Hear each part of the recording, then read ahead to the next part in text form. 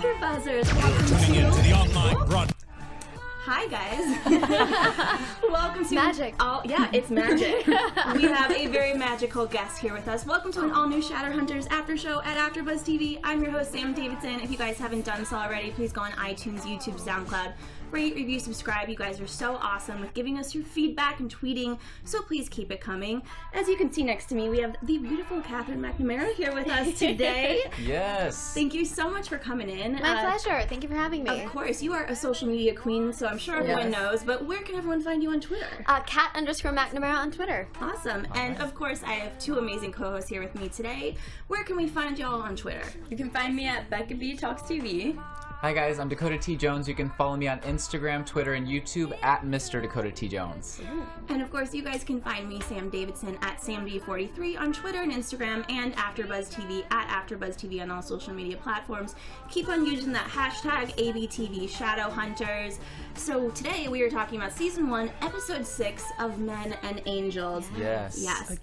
What a I title. loved it. It was It is. a great episode, and as we all know, we had Dominic Sherwood in last week. We had so many fan questions that we didn't get a chance to ask, so we are going to try to, we'll go over every scene, but some of them that weren't as important, we'll just, go through it so we can ask your fan questions. Yes. We want to get to as many as possible. Yeah, Yes. and you guys have been so awesome to send them in. guys. Yeah, amazing social media following, and Kat here is amazing. I love you. Thank She's you. the best. I love you too, babe. Aww. All right, so we start off where the episode left off. Yeah. Which is, I think it's very cool. Every episode seems to do that. We miss no time. We do that for most of the season because just so many events keep rolling consecutively throughout the season and throughout the show. It's just easier to pick right up where you left off so the audience doesn't miss anything. And then that leaves us able to not do scenes of exposition as often because we like action, not exposition on our show. Absolutely. I love it. I love cliffhangers. Oh, Yeah. At the end of episodes. Well, it's nice. Well, it was funny while we were shooting because they wouldn't give us all of the episodes, so they'd give us a script or two at a time, and then whenever there was a cliffhanger, we'd all go, "What's gonna happen to us?" What's going on? Please tell us what's next. Please tell us what's happening." And of course, Ed Dector, our showrunner, and the other writers would just go, I don't know. "I don't know. Yes. We're still writing." That's crazy that happens to you guys too, because I know for us fans, we're always waiting for the next episode. We're like, what's going to happen? And it's funny, I didn't realize that you guys have to go through the same thing. Oh yeah. It's like getting your report card at school. Everybody's like, "What did you get? What did you see? Have you read the script yet? What are you doing?" It depends on who's working that day, who reads it first, and then we get the download from whoever's read it the first. I have That's an great. interesting question that I kind of have been thinking about. So at this point, we're at episode 6. Yeah. How much time do you think has passed between when we started and now? Well, that's interesting because we talked a lot about this while we were shooting because we kind of had to know for the scope of where we were mentally. And the course of the entire first season happens over about 2 weeks, we think. Wow. So it's very fast. It's very condensed. So a lot happens. But maybe by this point, I'd say it's been maybe 4 or 5 days, maybe a week, but not that long.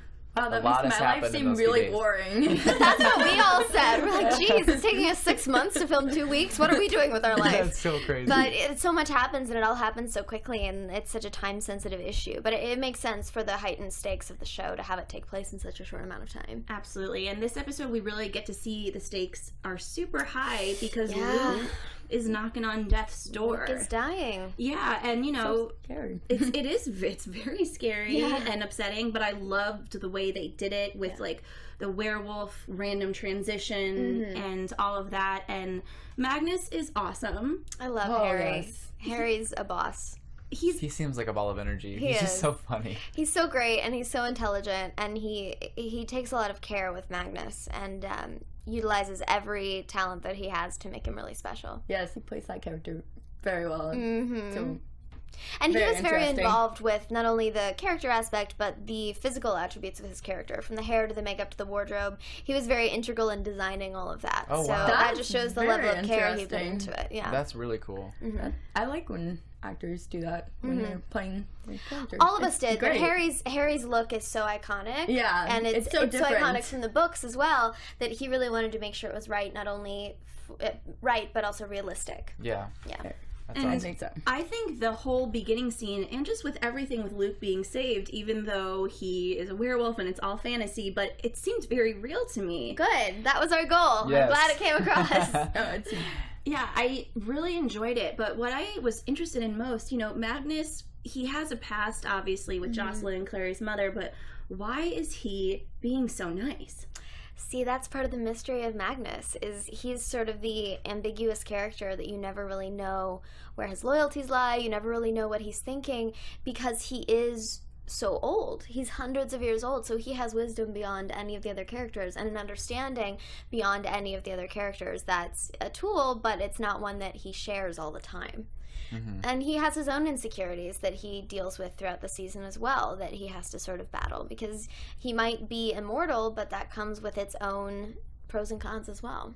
That's crazy to think of. I mean, it's so funny to think, oh my gosh, he's like hundreds of years old. It's so weird. It's like, obviously... You forget it. Yeah. It's Well, it's like some of the vampires. You know, Camille is hundreds of years old as well. I feel like I forget that when like supernatural characters are that old. I'm like, oh, yeah. Because they stop aging. So So they still look... I don't know about you guys, but if I found out someone was that old... And they still looked great. I would be too weirded out. I'd be like, I'm sorry. Exactly, right? Yeah. Well, I mean, look at Alec. Yeah, I know. It's like he's all right with it, I guess. He's okay with it. Man. He's wise beyond his years. Maybe not that wise, but wise enough. He really is. And Alec's character, we got a lot more this episode. Yeah. It keeps on building, which is amazing. But speaking about vampires... Yes. Right at the beginning, everyone comes in and they're bloody because they've been carrying Luke. Yeah, that was fun. Yeah. And Simon is just like kind of like licking his hand. Like a little cat. He's like, this is normal. Yeah. And people are kind of starting to pick up on what's maybe happening. Oh, are they now? I hope think so. Yeah. There's been some really big hints. Well, I am not at liberty to say anything. But let me put it this way. Up until this point in the season, we've been making a lot of decisions, taking a lot of actions, and not really thinking about the consequences. And from episode 7 on, the consequences start coming to fruition and start crashing down, and we have to really start facing the results of the decisions that we've made up until this point. And that goes for Simon as well. One of my questions for you with Simon is when...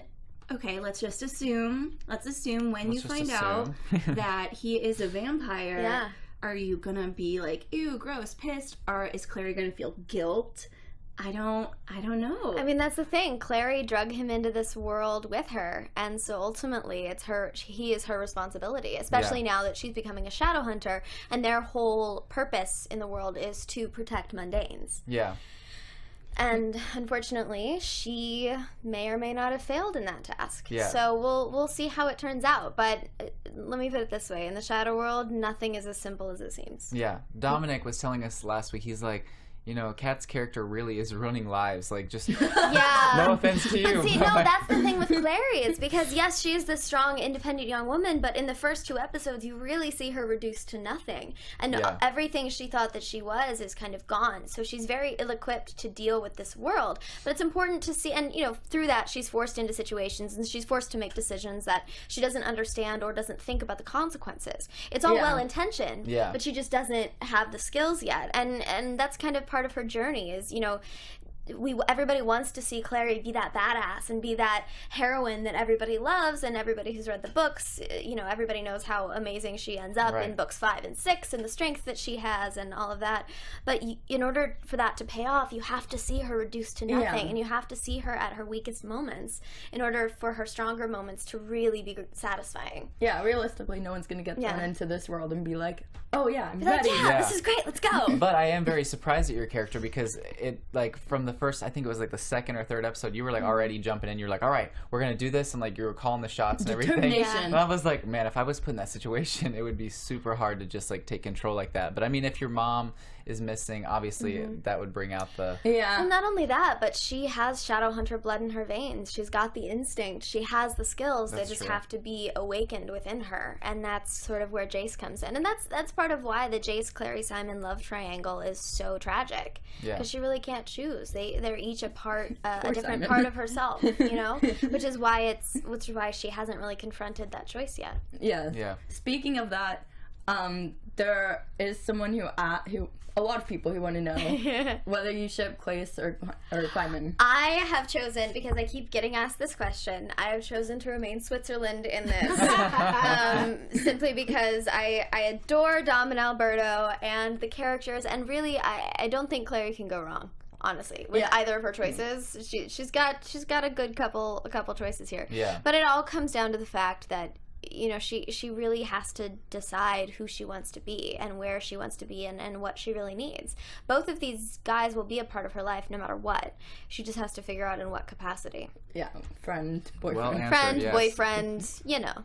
Poor Simon is just What kind of relationship they'll hopefully end in up love. having. He is. And speaking of those two, Simon and Jace have some, like, time Tension. together. Yeah. A lot of I tension. liked that. It's kind of so the same much. tension that Alec and Clary had in episode 5 sort of Yes. transfers to Yeah. Simon and Jace in episode 6. Everybody's beginning to be forced to confront these situations that are uncomfortable, but as audience members, it's fun to watch. I loved those scenes. That was one of my favorite parts. So. Yeah.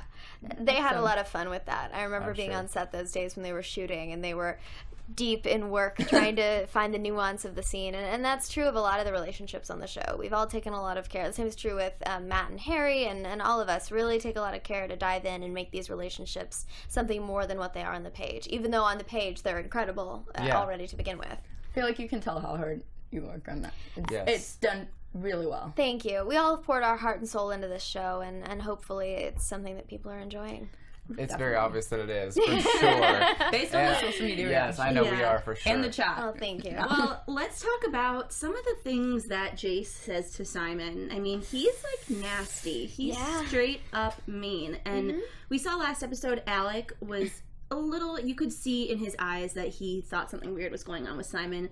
I love that kind of one by one these characters are like, wait, what is wrong with you? Yes. What's And going yet on? Clary still has no idea. normal. She's like, jumps over a wall, climbs up a thing, runs really fast. You're like, wow. Parkour? Parkour? Yeah. She's like, have you been doing CrossFit? Yeah, Are you working out while I'm busy fighting demons? Yes. Working that's so out. great. Because you look kind of buff, man. Yeah. Well, it's really funny because when we had Dom in last week, he said that Alec's love for him kind of goes over his head, his romantic love. Yeah.